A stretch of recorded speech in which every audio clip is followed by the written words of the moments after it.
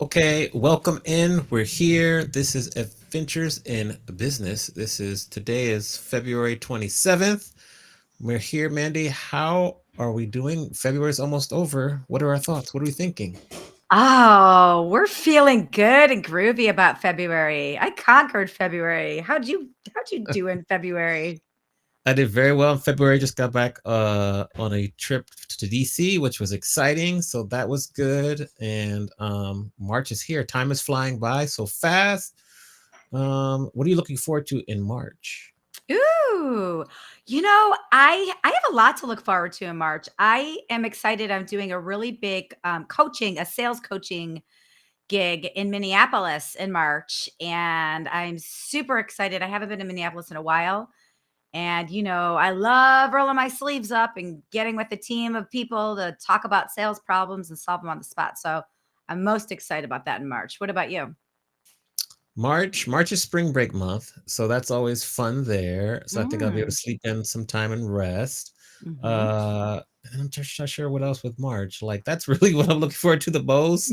Um, we have Global Meetings Industry Day on the 30th, which will be interesting for Oh, yeah. MPI. They moved it. Is Yes, that early? It's earlier this year. Isn't it normally like April 6th or April. something? But Yeah. for our celebration with the global celebration, we're going to be the same time, so it's good. It's going to be exciting. So that's good for us. Yeah, March Madness is coming up. That's always exciting. This year, I'm fortunate. The team I love, University of Maryland's doing well, so we at least can be in the tournament. So yeah, Mm. Do you do a yeah. bracket? Are you a bracket person, Amani?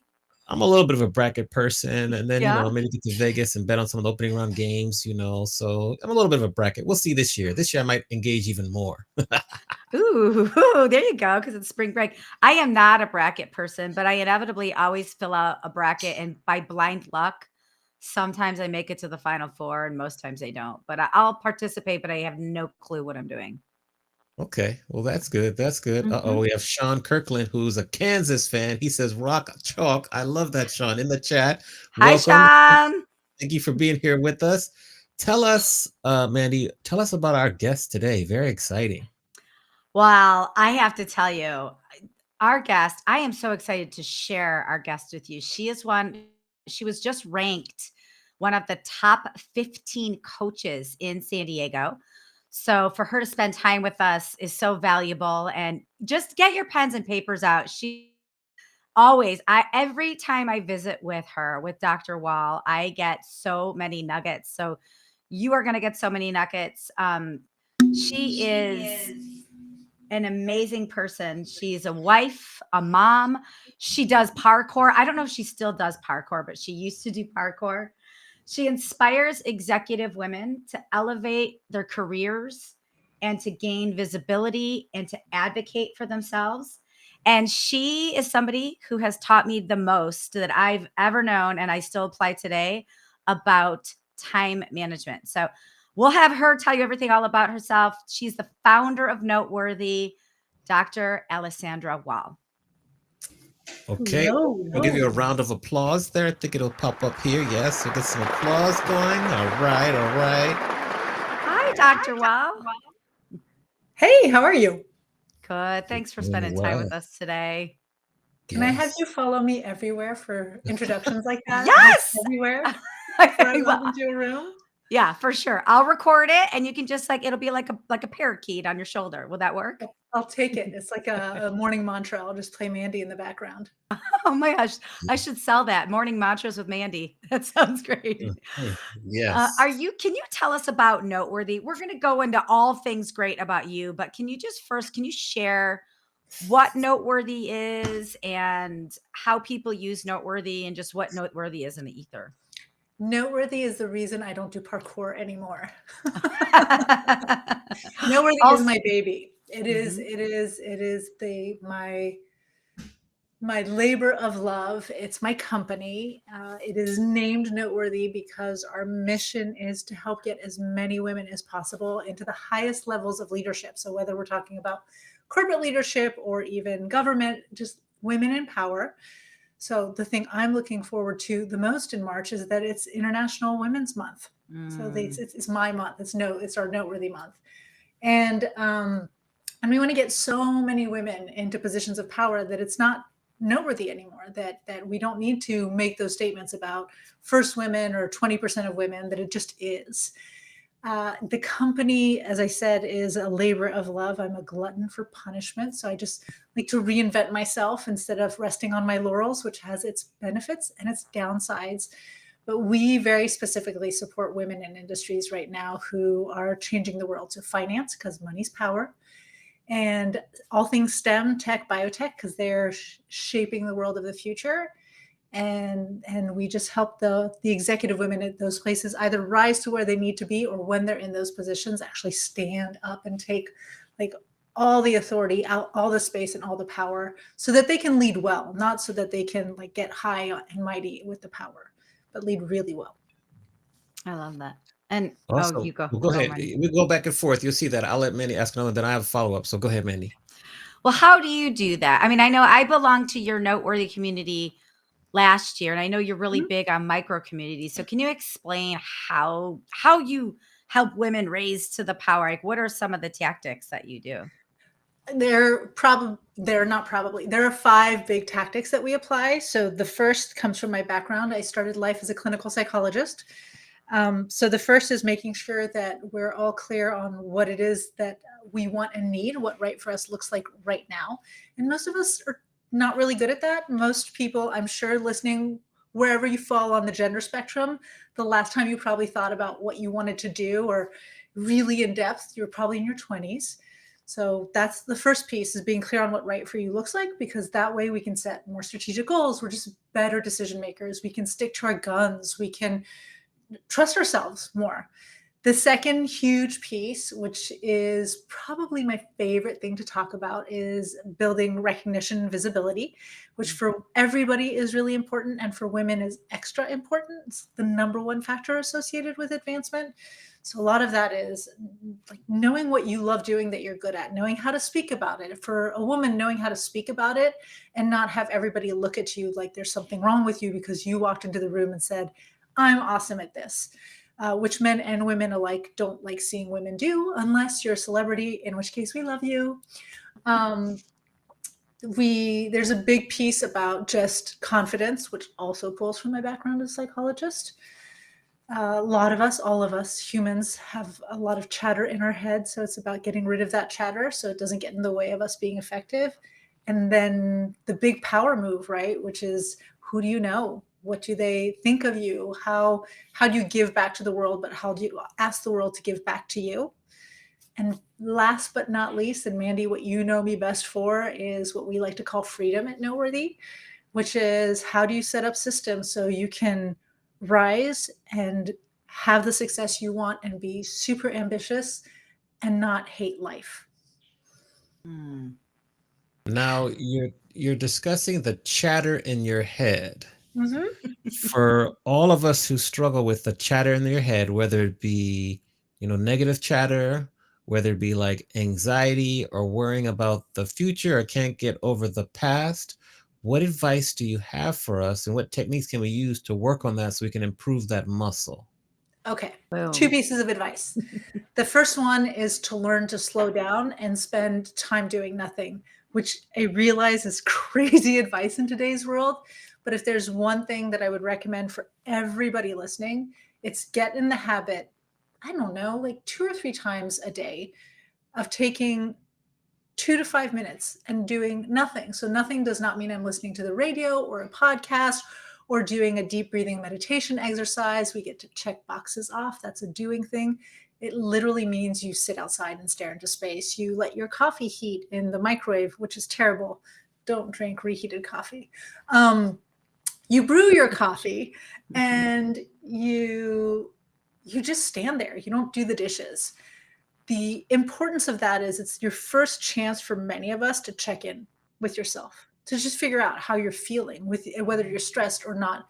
For anybody who's in creative spaces, if you are not spending time doing nothing, then you are not allowing your creative muscle to exercise itself. The best ideas, the best inventions come from people spending time observing the world and doing nothing.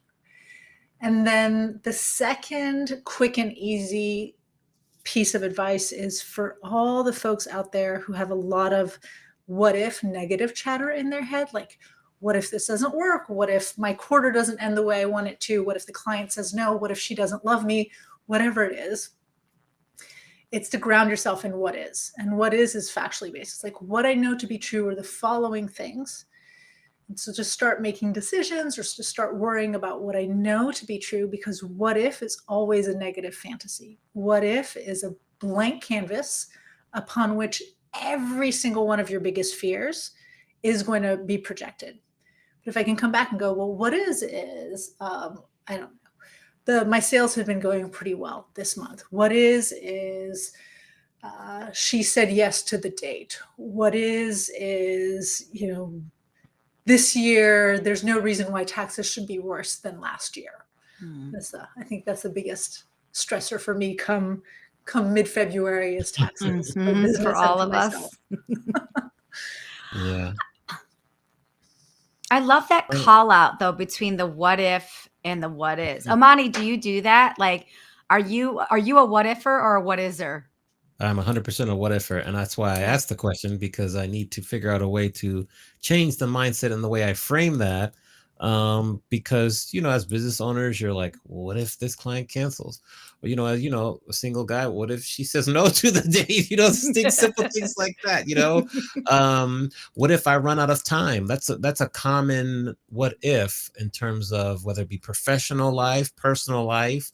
So I guess my follow up to that. I mean, we went right into the details here. We forgot getting to know you, but like, what are additional resources that you think are helpful? I love just the standing around and doing nothing for 3 to 5 minutes every day. And we always ask about books later, so I'll ask you about books later. But I'm just kind of curious, because I know a lot of people struggle with feeling like they're running out of time, whether it be with their career, specifically growing their business. It could be their personal life. What do you say to people when they express that fear to you? And how do you advise people to get through these types of fears? Well, the good thing for anybody listening is it's going to sound like I'm a broken record. The reason I say that's a really good thing is they're not 1,000 things to learn, and they're not 1,000 things to practice. There really are just a handful of things. So I'm going to admit this. I am a worrier. When I practice psychology regularly, I specialize in anxiety. And part of the reason I was good at what I did is I understood what it looked like from the other side of my office, not just the therapist chair. So even now with my businesses, I am super prone to worrying all the time. My business is never as secure as I think it should be. It doesn't matter if year over year over year there's growth. I'm like, maybe this year is the year that that things will stay stagnant, or worse, that things will go back. So again, the big thing is for me is to sit down and look at what are the numbers telling me? What is the information telling me? It's to identify that self-doubt. I don't know how it shows up for you. Very candidly, for me, it's like not good enough. It's just, so I literally, on days I'm having a terrible day, will sit there and I will close my eyes and I will try to remind myself, I am good enough. I'm good enough. And I have all this proof that I've collected that I am good enough. But you can walk around with a PhD and a thriving business and multiple businesses under your belt and still sometimes doubt those things. The other thing that I really like to practice in terms of wondering if I'm running out of time is really looking at what's a priority. So that's what I was referring to with the broken record. It goes back to that first thing I said, where the place that I start with nearly everybody is, what does right for you look like? What are the things that you need and want? And then based on that, what amount of time do you have? What's your energy look like? And how do you prioritize that? And at Noteworthy, we do that on a biannual scale, like twice a year, we do strategic planning. But I have a lot of women who work on that at a daily level. Literally, they message me. We use Slack to organize our community. They message me daily and they're like, my 3 to-dos today, Alessandra, are dump, dump, dump, dump, dump. I have this huge whiteboard here on the side, and I wrote down my 3 to-dos this morning because I'm much more effective, much more efficient. And that grounds me, and it grounds other people too. All Does that right. help? Well, I'm taking notes as you see. So I'm gonna continue to take notes and let Mandy ask her next I question can see here. Amani, you're all aflutter. You're like, I'm taking notes, I'm producing a show. Like, but I don't know if I've ever seen you take notes before. So good on you. Right. No, yeah, Yes. that's awesome. Well, I mean, in full disclosure, I think we should share with the audience. I was a patient of Dr. Wall's back in 2015. I was diagnosed with severe anxiety disorder. And Mm, I didn't know where to turn. I didn't know what was going on. And I went to a couple different people first and landed at Dr. Wall. And I can say, and I know Dr. Wall, you know this because I've said this, but she changed my life. And it wasn't just about helping me learn to manage my anxiety. You take a really scientific approach to understanding the actual disorder and understanding like this is something that's with you all the time. Mhm. And here are some things that you can tell about yourself. Like what she taught me a lot was when my mouth gets dry or how to recognize the initial signs. So can you just build on that a little bit, Dr. Well, how many of us we don't can you first explain scientifically what anxiety is? Because I have a pet peeve. Like I feel like when people are like, oh, I have anxiety today. Like I feel like people are just misusing this word all around. So can you explain like scientifically what anxiety is and then just share like some of the things we could all do better about recognizing it earlier or just things we can do to manage that or cope that. And I know you do so much more than this, but I wanted to go back to that because that's how we met. And then I've grown with you ever since. So we can go about Noteworthy too. Well, the beauty is it all ties in, right? Like my Yeah. past careers tie into what the work I do now and allow me to be better at what I'm doing now. So Mhm. you want to think about anxiety, anx- fear. Fear is an adaptive response to the world and your environment. And without fear, we would not have evolved, we would not have survived as a species. So if fear is the physiological response and emotional response to a threat that is present, right? Like I'm walking down the canyon behind my house, a mountain lion or a large pack of coyotes, the latter being much more likely, come up, I will experience fear. Anxiety is the response to a perceived threat. And the problem with the perceived is sometimes the threat is real. Maybe the tax man is coming to get you. Maybe the perceived threat is not real, but the body doesn't distinguish because what you think becomes your reality. So when you tell yourself, that's why what if is so dangerous. When you tell yourself that something could happen, that something might happen, that something is going to happen, your body starts responding to that thought as if you were facing the pack of coyotes or zombies, which is why I wanted to do parkour. So much more fun to think about it in terms of zombies, right? So if I'm facing a horde of zombies, my body is going to mobilize itself in order to be able to evade or fight the zombie. Um, my mouth's going to go dry since Mandy mentioned that because I need to stop the digestive process. The last thing I need to do is take a bathroom break while running away from said zombies.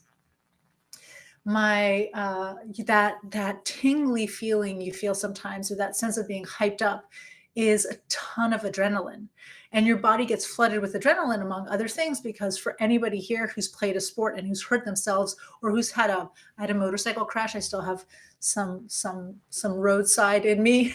um, you might not immediately feel the pain, and adrenaline allows you to do that. Adrenaline gives you that super power boost and allows you not to feel pain. But if you're sitting in your office, kind of working on a client project, and you're flooded with adrenaline suddenly, you're going to feel really jittery. You're going to feel out of control. You're going to feel that sense of impending doom.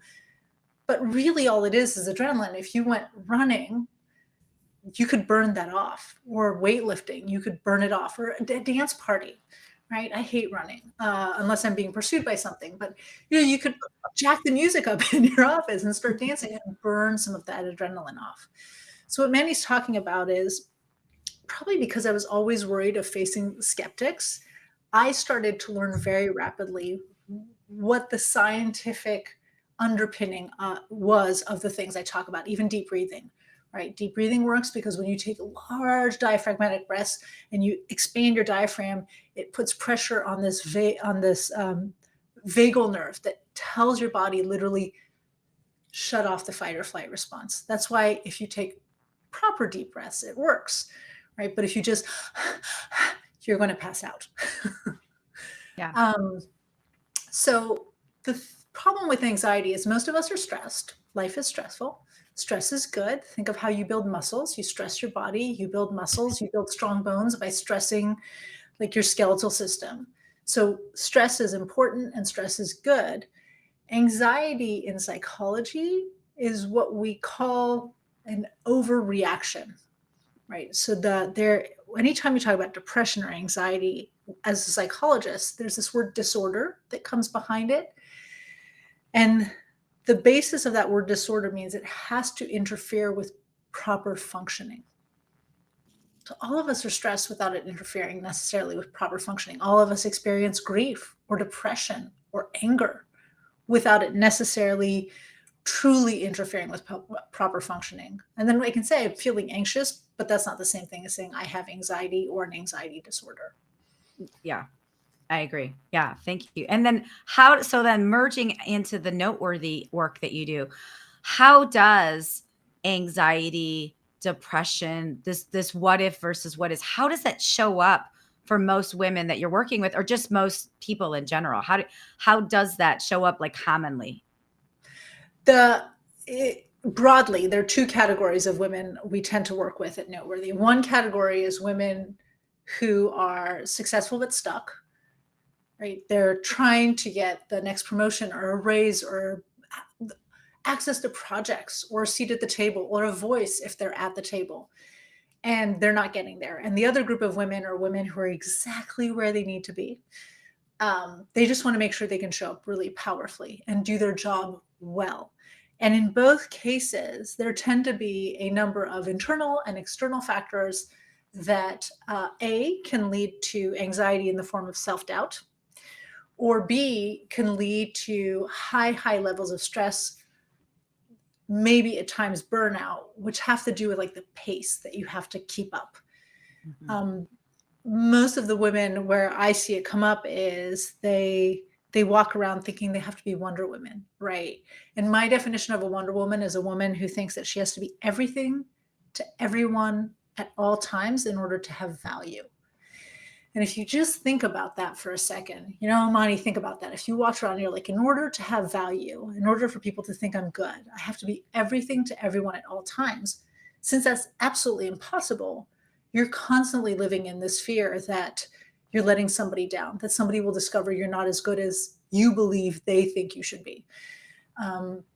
You're constantly doing way too much work, so you're not resting, or you're not taking care of yourself, or you're not prioritizing what needs to be important. It's exhausting. So there's a lot of correcting mindset that goes on into helping humans just show up more effectively. And then beyond that, there's a lot of correcting habits. I would have two Awesome. follow-up questions. First, for Mandy, after you went to Dr. Wall for some sessions or treatment, I don't know, what's the proper way to determine what would it be called? When Mandy Sessions? started, she was doing Yeah. sessions/treatment. Both words would Okay. work. Mhm. Okay. So Mandy, my first question to you is like, what were maybe some of your 2 or 3 biggest takeaways after you kind of underwent that process, so to speak? Yeah, I mean, I still do them to this day. The AON, the art of nothing. Like Mhm. when Alessandra talked about that, I still do art of nothing. I remember daydreaming. She talked about the scientific value of Mm. daydreaming and just allowing your brain to go to all the places, sometimes good, sometimes bad, Mhm. and letting your brain go to the worst possible place and saying like it's not like then what and then what and then what. And when you realize it goes to the worst possible place and it's not that bad, Mhm. then you kind of pull back because I think so many times we spend taking our brain to the worst place and being afraid of it. But when you daydream and let your brain go there and you're like, it's not that bad. But I think the thing that Alessandra helped me with the most. And I know, Amani, you and I talk about this all the time, our time buckets and time management and Mhm.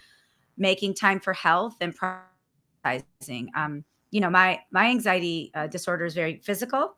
So I have all these physical things happen to me before anything mentally. But as Dr. Wall taught me, by the time it gets to my brain, it's probably mismanaged. All the physical stuff's probably mismanaged. I probably ignored a bunch of things my body's giving me, my bunch of signs my body's giving me.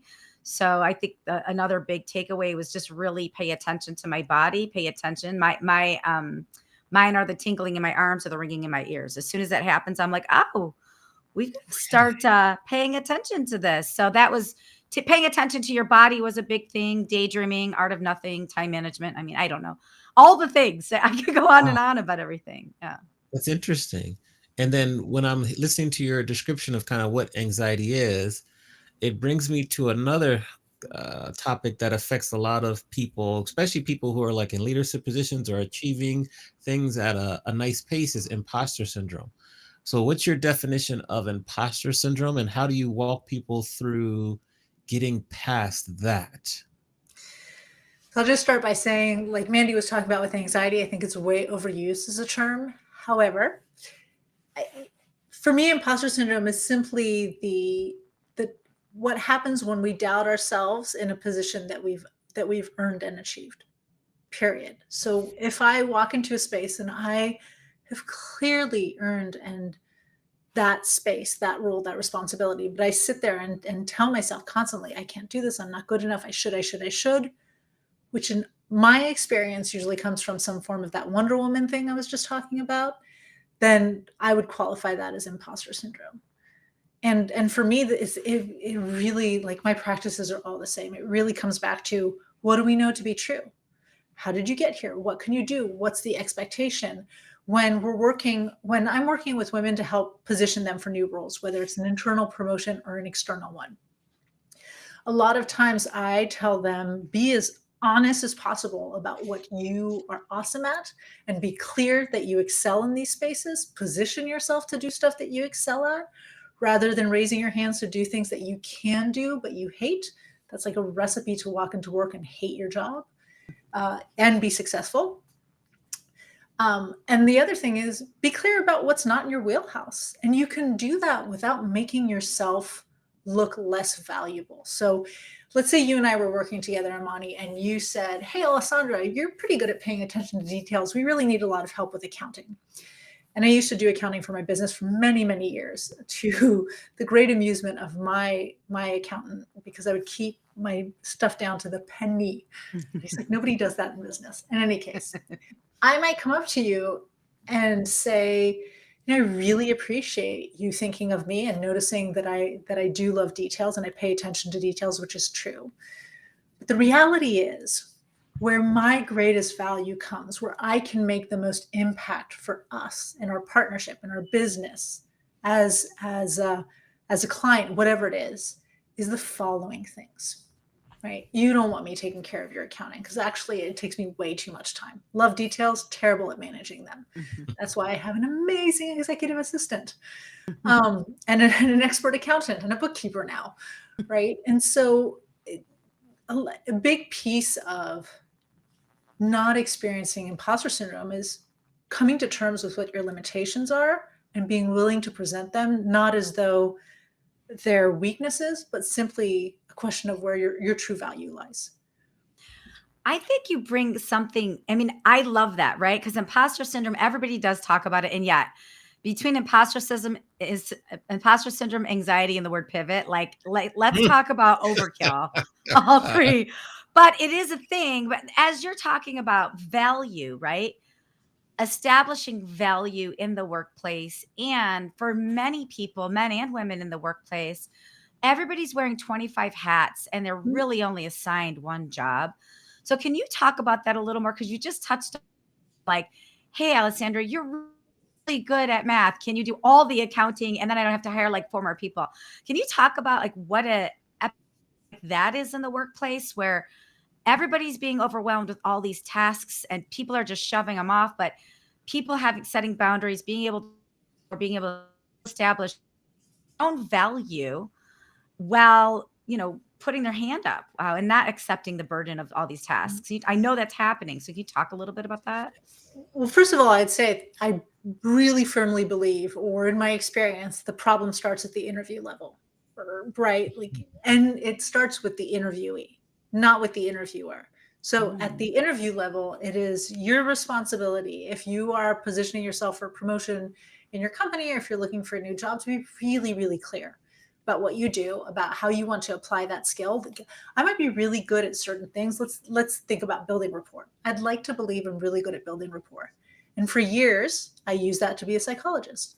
And as Mandy knows, I have no desire to operate as a psychologist anymore. Right. So just because I have a skill set, I have to be able to articulate that, like, that's a skill set I'm really good at and love exercising, but how I want to exercise that skill set. And then the other piece is at the corporate level, I've worked with companies. We use a process at Noteworthy that we call the unforgettable process to help people articulate their value. And it's beautiful. It works really, really well. And we've worked with companies also to help them embed this in their onboarding, so that at the interview level, and then when somebody's coming on your team, or when you as a leader are onboarding new people, you get them to articulate what they excel at, that they love doing. And you try to position people as much as possible to do those things, to not have these jacks of all trades. So there's a systemic problem in terms of how we operate. And then the other piece I really see with women, and I'd be interested for the men who are listening I'd love to know what your experience is with this. But for women, there is a tendency for women, to raise their hands, to say yes to everything that they can do. And it's a Wonder Woman thing, right? I can help, I can do this. Nobody else is saying it. I'll just be helpful. So that's on them. But what's on other people is there's a tendency for everybody else to point to the one Wonder Woman in the room and go, Mandy, you're really good at this. Can you do this? Hey, could you take this on? Last time you were wonderful. Let's ask Mandy, right? So we create this like catch-22 of feeling like you have to, but even if you don't, or when these women stop raising their hands, having to have the courage to say no again and again and again. I can't see the chat, but if any men listening had any feedback on that, would love to know their experience too. Yeah. I will let you know what they say. Chris, I see you here in the chat. Good to see you there. As we wait for the men to respond, I'm curious about your career and how were you able, it's kind of a totally random question, but it applies while we wait. How are you able to continue to grow your speaking career throughout the years? Because you've been doing it for a while, and there are many people who are watching the show that are maybe aspiring speakers. And what's your perspective on how you've grown your career and how you've kind of began your speaking career in a time period where talking about mental health and some of the things that you speak about was not very popular? How were you able to navigate that and still to this day be successful? Going back to the central tenet is know what your area of expertise is, know what you're good at talking about. My very, very, very first speaking gig was the psychology of food and eating. And I loved it. I loved talking about, like, on paper, it's really easy to figure out how to be healthy, but the reality of it is much different, because food isn't just about nutrition. It's about culture, and it's about identity, and it's about soothing, and it's about how we show love. But then evolving that message, one of the ways I was able to do this is at any given point in time in my career to be clear on where I had expertise, B, what were the topics that I was really excited about? Because I moved from that to talking about defining right for you. For years, that was what people pulled me in. And nowadays, when I'm invited to speak, oftentimes, whether it's a podcast or I did a keynote at the convention center here, I'm pulled in to do trainings on this. A lot of it is on that value articulation piece. And the other thing I was able to do over time to really keep that career going is to realize that I didn't need to invent a new talk or speech or topic for every single contract or show or opportunity I had. When I started, I had like 15 different speaking topics. And now I'm like, no, this is my thing. This is what I know. Look at Amani and I are just shaking our head because that's what we This- do. We talk about this all the time. It's like, you know what? Like we want to talk about all the things and we can create something each time, but really it's a different audience. You can't just talk about one or two things. You don't have to recreate something every time. So I totally understand that. That's just funny that I think everybody goes through that. Every early Yeah. speaker goes through Well, to us, we feel like broken records because you're the Mhm. person talking about it. But few of us are, you always use her as an example, but whatever, Simon Sinek, or a few of us are Oprah Winfrey, who's who I use, where people are really paying attention to what we're saying. that. So Mhm. we feel like a broken record because you're like, I just talked about this. I just talked about this. But our audiences are not so big that everybody's like, oh my goodness. And then if you think of the people who do, I just used Simon Sinek as an example earlier. He talked for years about what is your why. Years. That's all he talked about. Did. But I don't think many of us sat there and went, oh my goodness, he's talking about what is your why. We're like, what are you going to teach us about defining our why now? Yes, Right? So exactly. if we realize that, that to me, that is central. And then the other thing is to learn not to be boring. In academia, which is my background, most speakers are boring. They're terrible. Mhm. Sorry if you're listening and you're in academics, but you know what I mean. It's a 64 slide PowerPoint, which with like 12-point font slides, and everything you're saying is written on the slide. It's so rude. It's so rude to your captive audience Mhm. to do that. So a longevity in career, I think, is also really trying to think about who your audience is and making sure that you provide knowledge and that you're entertaining. Yeah. Yes. Yes. I As want two to. of us who teach in the academia world now, we couldn't agree with you more. Yeah. Over to you, Mandy. Go ahead.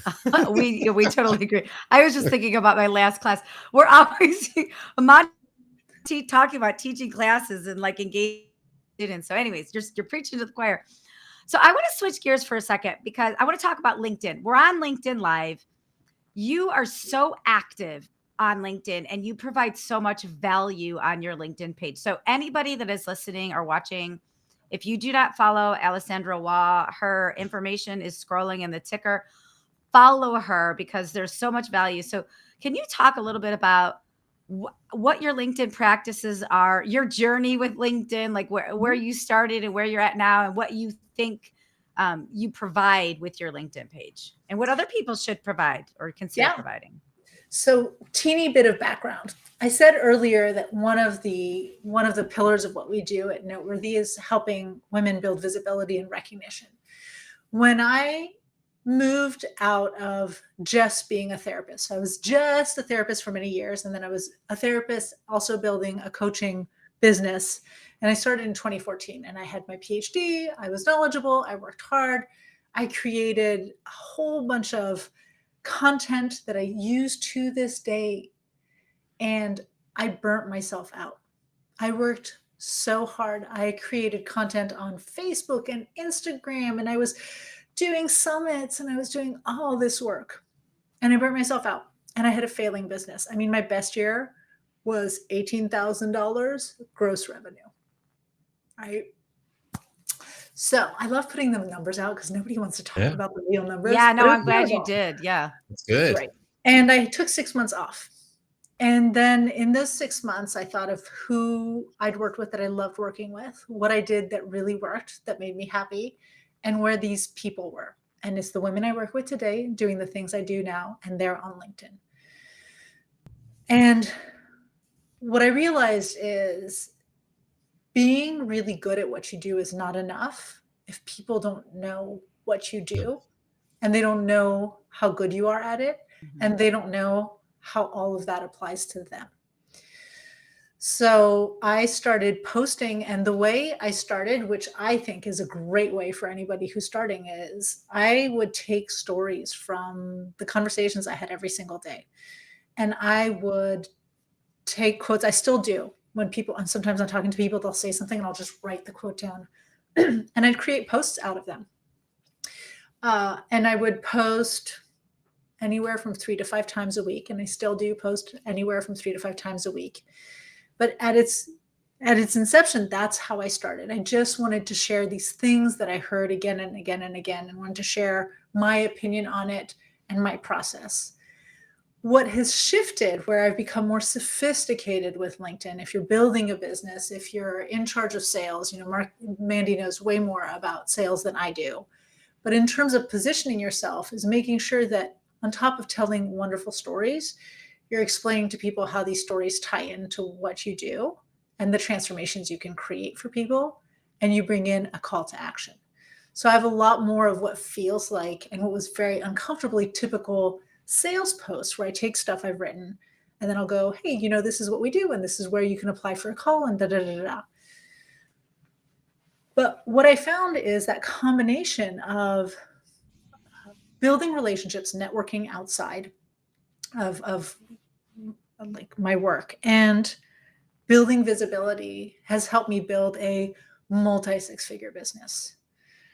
And my goal is a multi-seven-figure business. This is going to be big, but you can't do that unless you're present. So I post 5 days a week. I use stories from the women I work with always. I use quotes. I ask people to give me advice. I don't make it too difficult. And right now I'm still the one creating my content. Although I now have copywriters who help refine my content, which is really nice. And it took me a long time to look at somebody and go, I wrote this, can you clean it up for me a little bit? But still the one doing it. I love that. I love on your LinkedIn, Alessandra does this really cool thing where when she posts, then she asks a question of other people and will tag people. And so there's a lot of engagement. There's a lot of comments and a lot of nuggets. I mean, you can just look at her LinkedIn page for a week and just it's like reading a full book of how to establish value, how to handle certain situations. I mean, I think it's really engaging and interactive. There's a lot to be learned, I think, from your LinkedIn page. I really believe in asking a question to get people, because, if you're looking at building your visibility or building your followership on LinkedIn, you A, put out value, always put out value, but B, you need to engage people. Otherwise, what people do is they just read and they like. And from a strict numbers perspective, LinkedIn doesn't like that. They want people to actively engage. So they want people to write a comment. They're happiest if people write a comment that's 12 words or more. So if you love somebody, show them some love by writing an intelligent comment that's 12 words or more that creates a conversation. And asking a question does that. One of the other great ways of doing that is to make sure that you're showing up that way for people you admire on LinkedIn or people you're following, and create real relationships and engage other people on LinkedIn, and they will come and they will engage you when you post. Why LinkedIn? Out of all the platforms, why LinkedIn? Because my focus is on executive women who are seeking help very specifically in the professional realm. And I'm not cheap. And the kinds of services I'm offering are professional services. The price points are the kinds of price points people are not going on TikTok or Instagram to look at that. And so, as I said, initially I was on all, and if TikTok had existed at the time I got off of all that stuff, I would have been on TikTok too, making videos.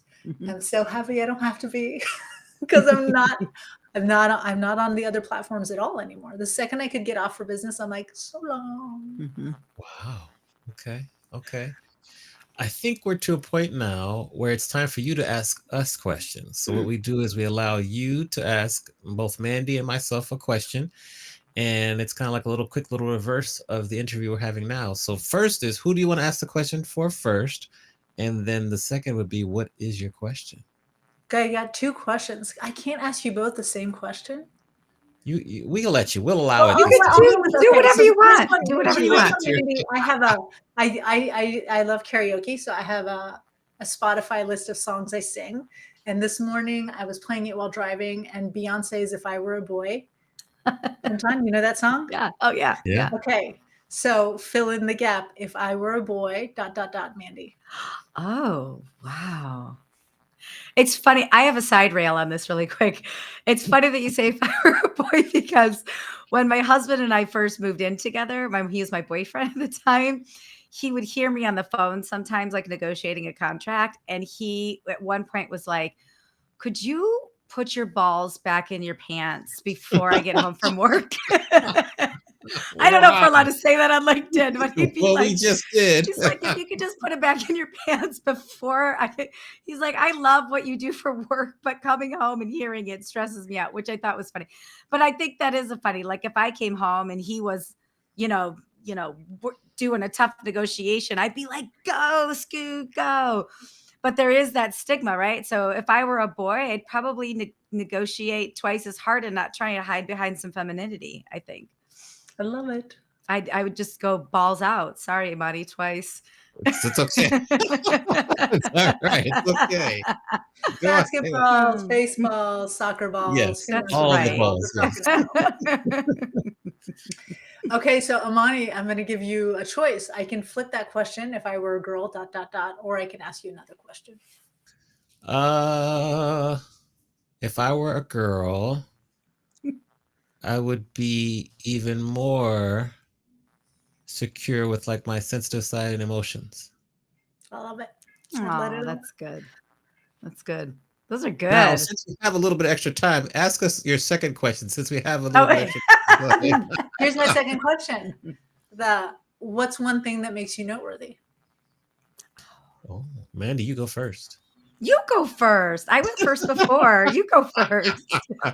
Okay, I would say one thing that makes me noteworthy would be just like my skill set. Like I'm a professor, a DJ, and author all wrapped into one, and that's very rare in the music industry and the DJ world. You're like an expert.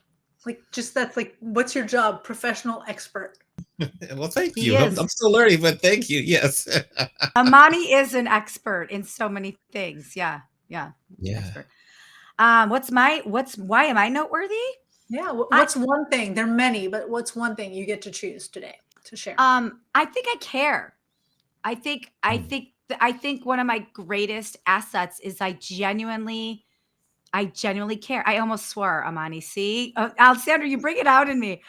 I genuinely give a Like a care about people and work and processes and self. I think I care. I think that's one of my noteworthy things. I would agree. Yeah. Knowing Mandy, Imani, I'll Mhm. just get to know you better, but I will keep Yes. professional expert.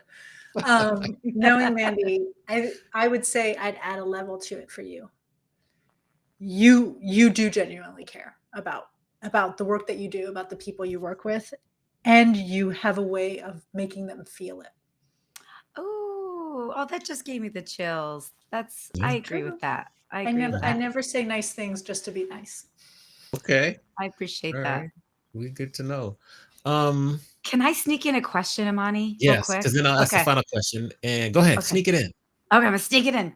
I want to know, Dr. Wall, what are we doing right? What are executive women doing? I'm gonna take. Let me since I'm sneaking it in. What could executive women be doing better, and what can allies of executive women be doing better to support that effort? Okay. Executive women could be helping each other more. I think that's the one thing that we do better, because when we feel we have support, we will show up more vocally, more powerfully, more confidently. We just need each other's help. So that's one thing we could do better, is that we could show up for each other. And it's easier for most of us. It's easier to show up for you than it is to show up for myself. And for allies, stop questioning our experience. Are you sure? But are you sure? But maybe it's just a little, that would be one of the big ones. That's Love good. it. Powerful. Love it. I think our final question, and I love this question, although some people give me a hard time because I love to eat it or ask it so much, but I love it anyways. So It's a great question, Imani. it is. Own that question. I want to own it. You're right. Dr. Wall, what do you know now that you wish you knew when you were just graduating from Duke University a few years ago? A few years, 25 years ago. I know exactly. You said it. You said I wasn't going to say it. I proudly own my middle agedness. I love it. I'm 45 and love it. I honestly, really, really honestly wish I knew that it was okay to do what was right for me above doing what was right. I was a Yeah. good girl. I did all the right things. And I mean, the sad is like all the decisions I made technically on paper were all good decisions, but there are many decisions that I had to come back from because although they were right, they weren't right for me. I wish I'd known that. Well said. It's really good. Well, on behalf of Mandy and myself, this has been an absolute pleasure. My mind is aflutter, as Mandy said, with even more questions that I would want to ask you. But I just appreciate the honesty and all the knowledge you have, and just thank you for sharing some techniques, your career journey, like all the things. So, just thank you very much for being with us today. Thank you for an incredible experience. I have a lot of adrenaline in my body right now, but the good kind, like really, it's like I took 2 cappuccinos. I feel great. Amani, we're a double cappuccino kind of There you interview. go. That's Let's great. trademark that. We'll trademark that. Let's do it. Let's do it.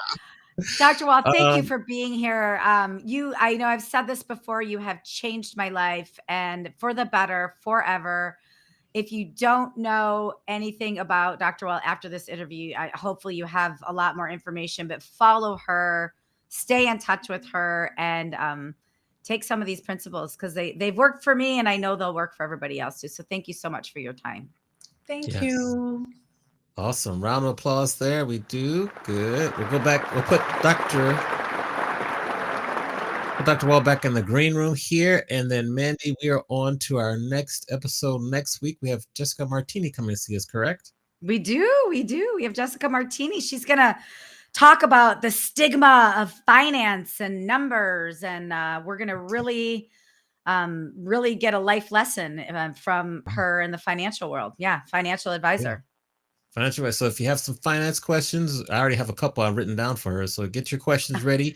We're going to be right back here next week, same time, 4 p.m. on the East, 1 p.m. on the West Coast. So make sure you check your LinkedIn notification. Put the little, what's the little bell? Make sure the little bell goes off there, right? Tap the bell. Tap the bell. Yeah. Tap the bell.